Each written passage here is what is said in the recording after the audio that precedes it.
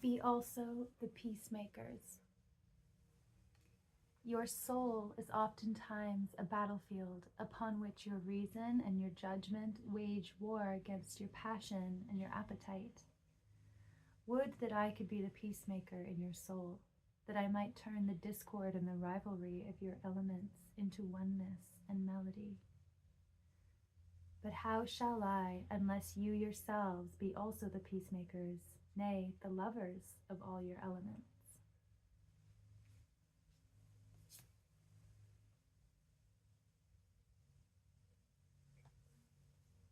So that's our first message today. And we had another card come out at the same time, so I'm going to read that too. It's called Tell It Not in Words. There are those among you who seek the talkative through fear of being alone. The silence of aloneness reveals to their eyes their naked selves, and they would escape. And there are those who talk, and without knowledge or forethought reveal a truth which they themselves do not understand. And there are those who have the truth within them, but they tell it not in words. In the bosom of such as these, the Spirit dwells in rhythmic silence.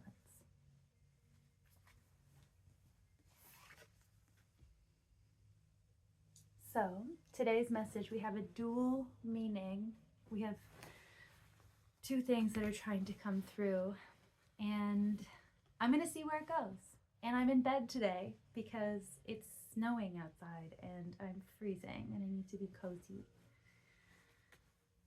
I hope you are warm wherever you are. Welcome to this space. If you've been here before, welcome back. I feel called to just sort of wing it in our reading today and see what happens. We had on the last reading this message about reason and passion and how we are right now balancing the two, how we're finding a way to bring our passions into the world through kind of reasoned judgment and through our own. It's almost like I'm seeing like the sewing together of many parts of ourselves and many parts of the mind, and there's like a cohesion happening, right? And I think this is what I was talking about in my last reading, a cohesion of self. And that's what this Peacemaker card is talking about.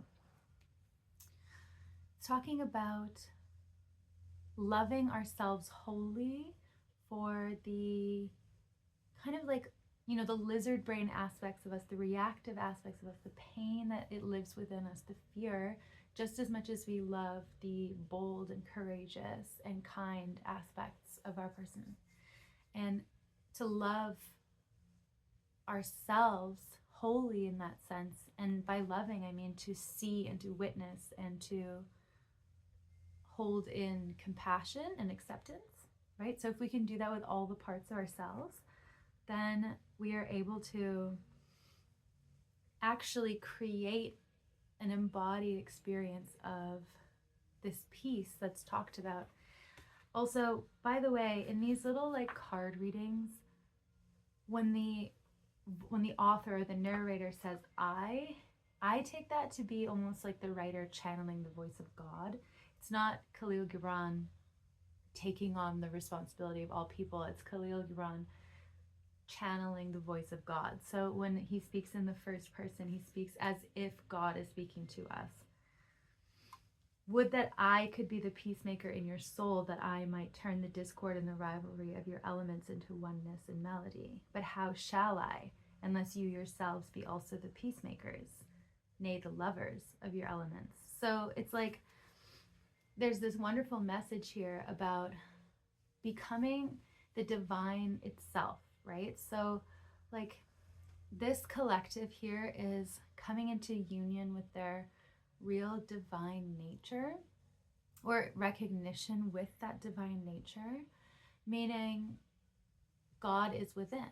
God is me. So I am the creative force. I am the allness. I am everything I need. And that is such an incredibly empowering and powerful state of mind and energy to be in, because it allows you to genuinely create from like from a place of purity and connection and wholeness with yourself, which that's where like real true service comes from, real wisdom comes from, knowing oneself, right? And working from that place. So I'm going to pull some cards on this part of the message, and then we'll see what happens with the second part of the message as we go along. You may already feel some meaning in what has been spoken already. You may also be feeling like that the tell it not in words message is something that resonates with you. That is this kind of like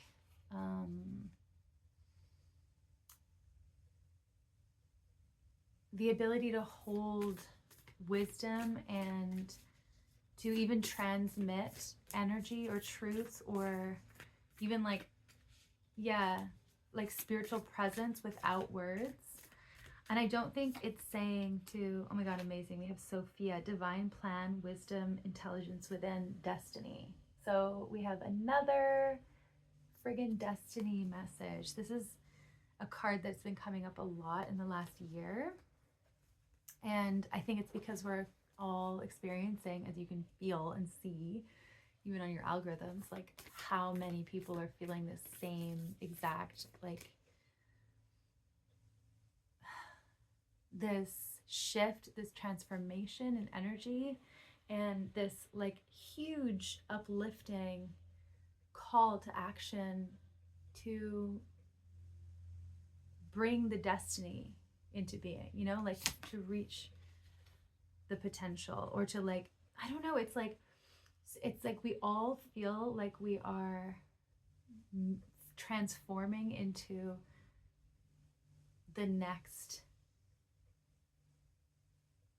like powerful form. It's almost like a Pokemon. That's all I could see in my head when I was thinking that, is how a Pokemon transforms into its evolved state, its new evolved state. So we have plant yourself here, integration, embodiment, grounded action, and the wild rose, do it your way, embrace your uniqueness, untamed.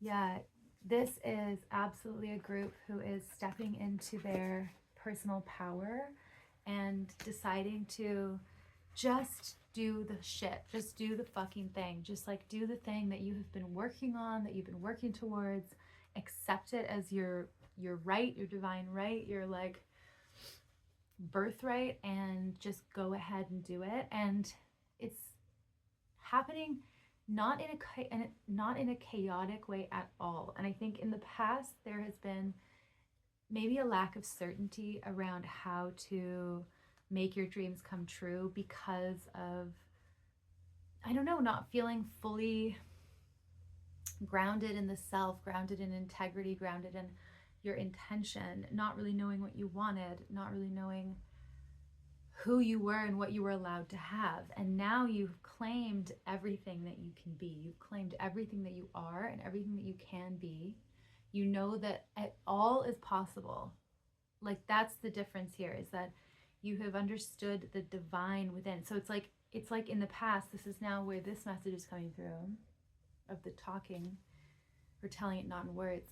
In the past, it's like you were trying to find a way to justify or a way to describe what you were doing, right? You were trying to find the words to explain to other people what the fuck you were doing. You were even trying to explain to yourself, how do I grasp this? How do I explain this? How do I prove myself? And there was a lot of proving of the self, right? Or proving of trying to find ways to feel validated doing what you knew you wanted to do, but didn't feel grounded. And now there is like this wild heart that's running the show, where you radically love yourself, you radically understand yourself, and you actually don't need to explain yourself anymore. You don't need to be talking a lot about what you're doing. And that's the amazing thing. That is the absolutely amazing thing about this, is this deep personal power that doesn't need to prove itself to anyone. And you know that that's not part of the path, that you can talk when you want to talk, you can share when you want to share, but yapping for no reason is like, it's just, all it does is it spills your energy. And I want to be more specific when I mean like yapping. I don't mean like talking to your friends, just like catching up and stuff. Although it could relate in that sense too, right? Like choosing who you hang out with, choosing to what degree you use up your social energy, choosing how much to share when you're with people, who to share it with, because you need to protect your energy. You need to know like who is actually going to be receptive to me being honest about what I'm up to, blah, blah, blah, who I am. But I also mean this in terms of like,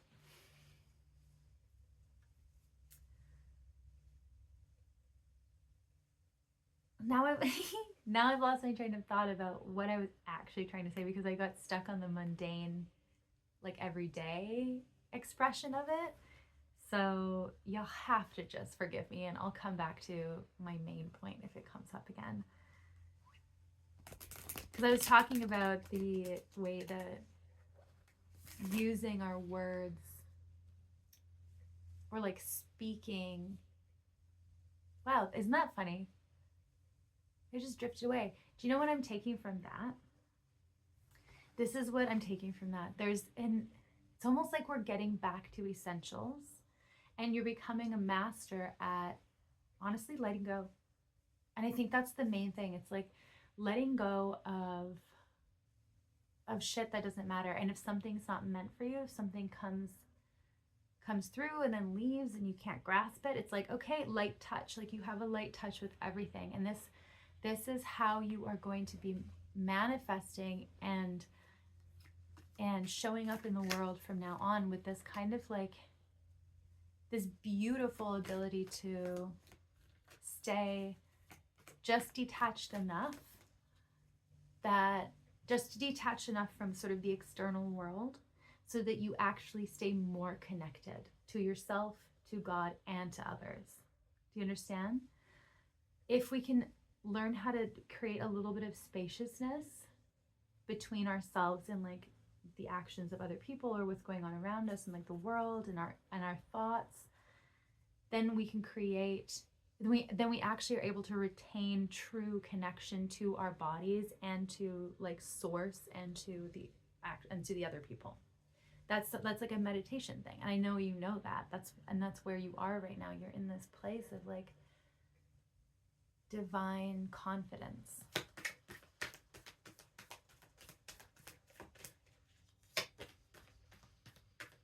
I'm feeling a lot of pain in my upper left shoulder, neck region.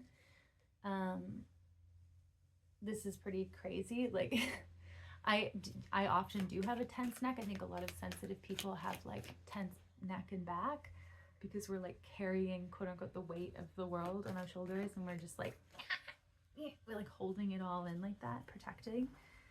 But I am feeling like almost verging on excruciating pain, and I wasn't feeling that before I started this reading. So if somebody is here listening and they're experiencing a lot of tension, I can feel that for you, and you definitely need a massage. But I'm also feeling that there's pain, like emotional pain, trapped there. And it has to do with the feminine line. Like it has to do with something about your feminine energy, and also maybe the matrilineal line in your family. And I can feel like a heaviness in my heart as well, like a sorrow or a grief. So someone here is definitely working through grief,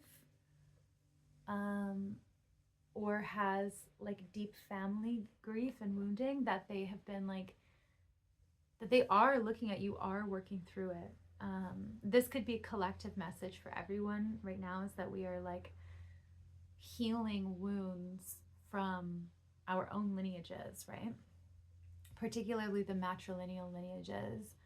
My friend was saying the other day how like women carry the trauma through, and then men seem to like end the trauma. And that's not to say that we are the ones failing to carry and to end the trauma. That's not it. It's more that the trauma is like carried in women's bodies more than it's carried in men's bodies. That like it's the irony of like the men's names following down the family line, and yet it's the women's traumas that follow through in the female children especially. Do with that what you will. It's just something she brought up, and I've been contemplating it. And I think to some degree, as femmes and as like, you know, just as women, like if you've been raised a woman, you felt that. And you can feel it in your body. And there's a collective shift that's why there's so many women who are called to this kind of work and called to be in these spaces. And I'm not saying we're all women at all, but there are just a lot of femmes, you know, feminine beings here. And it's because, and we see this kind of messaging a lot, that we're called to do this work. We're called to heal our generational wounding. We're called to heal ourselves and those our families and our future ancestors, blah, blah, blah. And it can be frustrating because it feels like women are kind of like doing most of the work, but it's okay. It just is what it is, right? And it's part of where we're at in the big collective story. And there's a lot of men as well who are doing this kind of work in their own way. But yeah, I don't know why I felt called to talk about that. It must resonate with you guys. Okay, so we have the Sun and we have the Five of Cups in reversed. Isn't that amazing? So beautiful, beautiful energy of releasing the grief, of releasing the focus on loss. And it's not about ignoring or bypassing the pain of loss and change, because like I said, so many of us are going through change right now. And change always requires loss. There is always loss. Even if you're not losing, like it's not like nobody's dying or you're not being broken up with or something like that, you are still losing the old self. And that is kind of sad. Like that can be really sad. There is grief there when you have to say goodbye to an old version of yourself, because, you know, you were with that version of yourself for so long, and there are certain things that version of yourself did and how they behaved and the people they hung out with and the things they did that can't come with you. And it doesn't really have, and like, look, you know what? This is so funny. I'm going to take the advice of this card and I'm going to not overspeak about it, because I know you know what I mean. Beautiful. So the Sun is here to bring in the illumination of that source, that light, that hope, that vision of the future, pure creativity,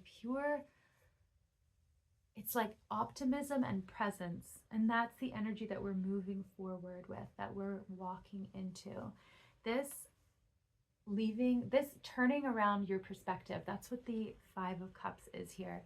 We're actively transforming our perspective so that we're not dimming our own light through focusing too much on what didn't work out, on what isn't working out, on what hurts, on what has hurt in the past. We have healed those wounds. We have looked at those wounds. We still see them if they still exist, like in my shoulder, which by the way doesn't hurt anymore. So that was crazy. It's like we're witnessing the pain. That's what this is. We're witnessing the pain. We know how to do this now. We can sit with our pain and then we don't focus on it. And then like this guy, if we can imagine what happens if you reverse the energy, right? He turns around from staring at the spilled cups and he's like, okay. And then he turns around and he sees the two cups that are still standing there and he's like, beautiful, let's keep going. And that is like fucking crazy profound shit, right? So the World card just came out. That was peeking out earlier, and so I'm glad it came out as a confirmation. Huge collective healing and huge individual healing. If you're here, you're hearing this message, You have finished a cycle, bro. I'm telling you right now, you can feel it so, so palpably in your cells, in your body, in your mindset, in your emotional landscape. Like, you know that it's over, that this era that you've been in is like over. And it's never going to be clear cut. That's not the point. It's just that there is like this fundamental, almost like root, like rooted, like from the roots up, is what I'm trying to say, shift that has been taking place. It's like an energetic shift. And you did it. You did it through healing yourself. You did it through staying connected with yourself. You planted yourself in your own being. And you went to those dark underground, you went to those underworld places. You went to your own underworld. You healed. You saw where the things, you understand yourself now because you were loving enough to go into your depths and to plant seeds very deeply and to tend to the roots deep within. And listen when I say like tend to the roots. That means you dig deep into the dirt, into the grime, into the dark where there's worms and things are decomposing, the places where things go to die. And you go down there and you make sure everything's like healthy. You set things up for success and then things grow. Oh my God, Queen of Pentacles. Oh my God, it's so beautiful. I feel like crying for some reason with this Queen of Pentacles because she's so beautiful. Like her energy is exuding to me beauty. Sometimes, have you noticed with the Queen of Pentacles in tarot decks that she looks sad sometimes? I've noticed this a lot compared to the Queen of Wands, who always looks like snarky and funny and joyous and like confident. The Queen of Coins can often look like sort of sad. And even in this one, she kind of does too, but less so. And I don't know why I'm feeling called to draw our attention to that, because why? Why does she look sad?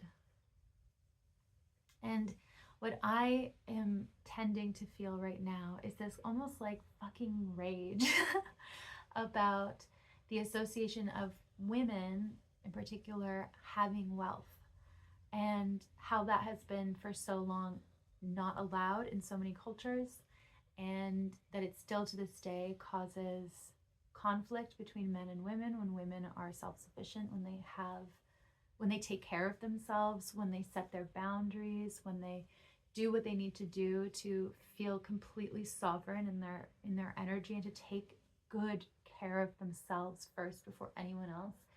And there's something about the portrayal of a queen of coins as having like a sad, mournful expression on her face that pisses me off, because I don't understand it. Because if she's the Queen of Coins, she is the embodiment of true wealth, which comes from within, and it comes from self-worth. It comes from knowing that you deserve what you have created, and that you are creating out of love for self, for God, and for others, for the world, for Earth, right?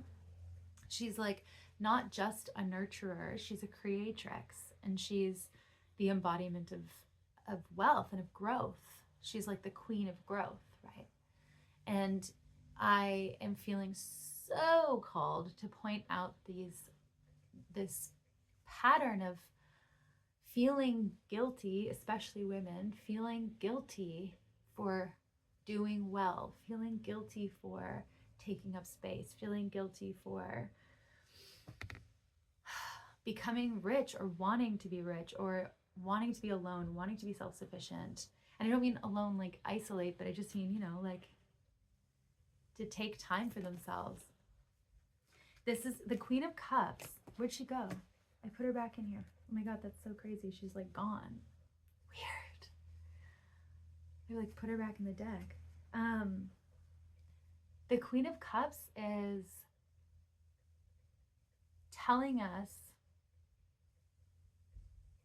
or told us with her little jaunt in this reading, that Wow, that was, I don't know why that like really threw me off, the fact that the card is gone. Here she is. How odd. It's like, maybe this will resonate with someone, but it's like she's slipping away from someone. It's like she's slipping out of someone's life or something, or it seems that way even for a time. How odd.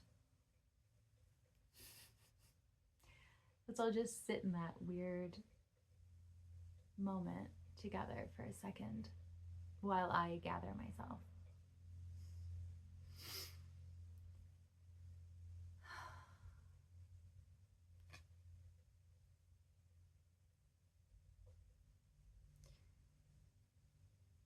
Wow. So she has been heaven sent. Her inspiration for what she does is sent to her from the divine. And I get that because of the almost Hermes-like feather, or wing rather, that's on her helmet or her crown. And she's guided by the divine, and she is in service to both herself, the world's well-being, and the divine. And that's where the power comes from. That's where her power comes from. That's where her wealth generates from. And it creates a heaven on earth. The Ten of Cups is under there to show how this is created. This beautiful community, the coming together, the heavenly experience of harmonious family life, of love, of creativity with another. That happens when we are rooted in, of course, this Queen of Pentacles energy of self-worth and love. Amazing. Ooh, hot damn. There's a King of Cups here too. Huh. Look at that. Look at that. Look. Okay, if you can look at the screen, because look at that. Queen of Pence, King of Cups, Ten of Cups between them. I don't know about you, but that's a nice little signal for a soulmate, if ever I saw one. There is absolutely divine union if you want it. I mean, what I mean by divine union, it's not, is actually that sort of mundane sense of like love, like romantic love. Grounding the divine in human form, grounding divine love through human love, through eros, through desire, and through devotion. Okay, so to end our reading, we have Tribal Spirit Dancer. And do I have the book?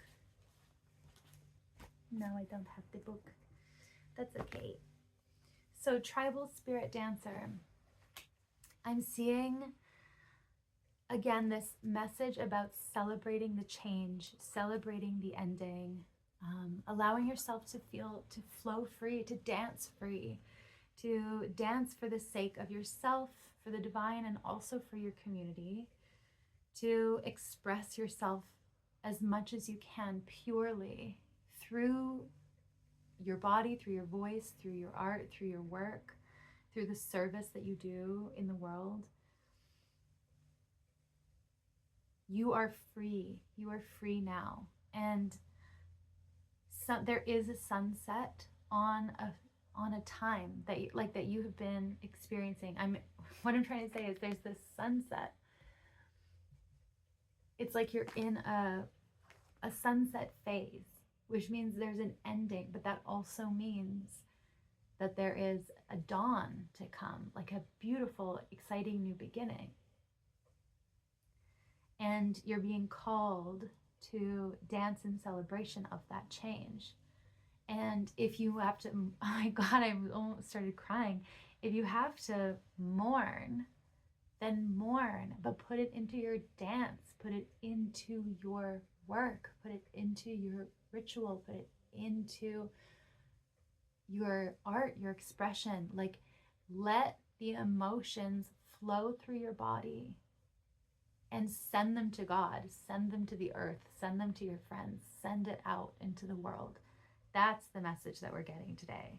And allow the waves of change to wash over your shores, to wash away fear, to wash away pain, and be in that bliss. Allow yourself to be in that bliss, because there is serious abundance and beauty right here, right now, in you, but also to come, as you probably already know. Okay, thank you so much for being here. Blessings to you, and I'll see you next time.